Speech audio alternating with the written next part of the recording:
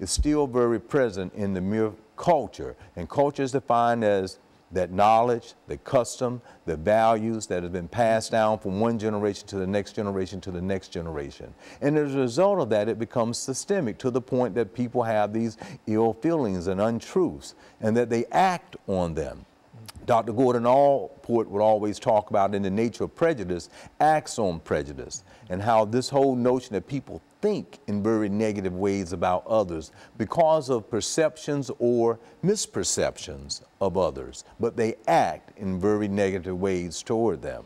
You know, I heard it said quite recently that the election of President Obama might have meant that a non-racial kind of society will be issued in. Now, speak to that. I mean, because I think that's and what you're saying here is that as long as we have memory, we're going to have a problem of race in America, because we can never forget slavery, we can never forget segregation, we can never forget any of those things. And so, I mean, speak to that. Yeah, very good, because that is referred to as a post-racial society. And we have a number of people, unfortunately many of the millennials, who have lived and benefited from the struggles of that earlier time period, now feel that, oh, racism has been eradicated, that we live in a post-racial society, that if you just do X, Y, and Z, then you can be successful. And they are really misinformed and misdirected to think that everything has indeed been eradicated. That's why when we look at this particular election of Trump, we can see how a vast majority of people have certain thoughts out there that are very racially intended, and how a particular person that way could make certain comments and everyone else could cheer in favorable toward them. Because this notion of a post-racial or post-racism is just untrue. So over this last half minute that we have here, there can never be a post-racial society as long as we have memory in America of what race is and what race was. That's absolutely correct. Will always come back, no matter what the movements might be. I think you've indicated that the election of President Obama meant that we might have reached that point, but still we get another person with the memory of Mr. Trump, for example, will bring that back more than ever. Absolutely. Is that what we're saying? That's absolutely what we are saying. Very good. And so what we'll do, we'll take this second commercial break, and then we'll give you an opportunity to expand on this idea. And we'll be back with our audience following this very, very short commercial break.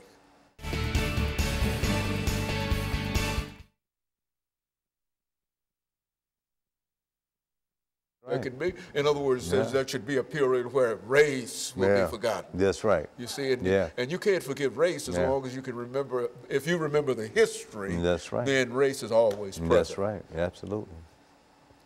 And then the sad part, even if you don't, but with that operating out there in that way, people like the guy in South Carolina, that's what's kind of disturbing. He's so young, but had that in his mind to go in there and kill people.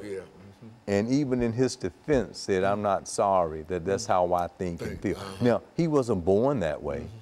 So what was going on within his environment from birth to that young age of 20, 21 that would make him go in there and do that? It must have been something very hateful. But you just, and you walk in there and people are loving, giving, praying with you, and then you pull out a gun and shoot them. Or the fellow that walked through the airport in Florida. In Florida, same thing.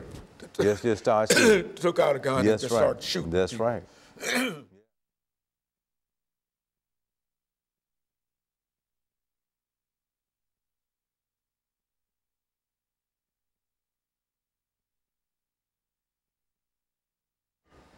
Thank you and welcome back to the final segment of the show for today. We're talking to Dr. EKSanford from Tennessee State University, and the topic is the impact of systemic racism and inequality in America. And so, Doctor, let's pick up where we left off and use the last few minutes that we have of this show to sort of expand and to educate our audience in reference to some of the issues that we're dealing with here. Okay. Yes, and you brought up in the last segment that whole notion of memory, and I think that memory is very much defined in the systemic aspect. It's so ingrained in the very fabric or culture in which we live in. Not only for African Americans and other people of color, but for women as well. That ceiling still hasn't been broken. But I also want to try to share some invisible aspects of that systemic or in that memory. In many instances, and we may not ever think about it, but there are so many institutions that are still present within our society because of the history has left people out. And if we would do a cursory look, and I challenge people to go in and Google and kind of pull up different orchestras throughout the United States and take a glimpse at the pictures there and see if you see an African American string players within those orchestras. And if you did that, you would probably end up saying, well, maybe I saw one or two, but that would be it. And you would think about looking at slavery, if you think about roots and Fiddler in the Roots, that you knew people could then indeed play. But there was something ingrained in the society that indicated that people, even if they had an interest in wanting to play a string instrument, by law they could not. And even if they got well enough to play, there was something systemic in the institution of fairness that was inequality that said you could not be a part of the orchestra. And there are plenty of people, if you look at the literature, but one person by the name of Eddie South, whether people are familiar with this person, Heifetz was considered one of the greatest violinists in the country. And he went to New Orleans because he heard about this person that he had to perform that night by the name of Eddie South. And he went and played the piece that he was going to perform as a solo, Heifetz did, with Eddie South, and note for note, Eddie South was able to play. He said, my goodness, you should be able to play anywhere in the world. But because of the pigmentation of his skin, the systemic nature of racism and inequality, he was not able to be a part of an orchestra. Today, whatever the date is, 2017, and if you do a cursory look at those pictures, you will find the same issue right now that you would have found then. And why? Primarily because it was not a part of the culture to be fair, to allow people to explore, to allow people to have interest. It took that from people, just whatever is human natural, human nature to be able to do that. Because we know of the great Duke Ellington and Count Basie and John Coltrane and everyone else who could flourish could. So there's nothing different in that instrument than another one. But there was something in the very fabric that prevented that.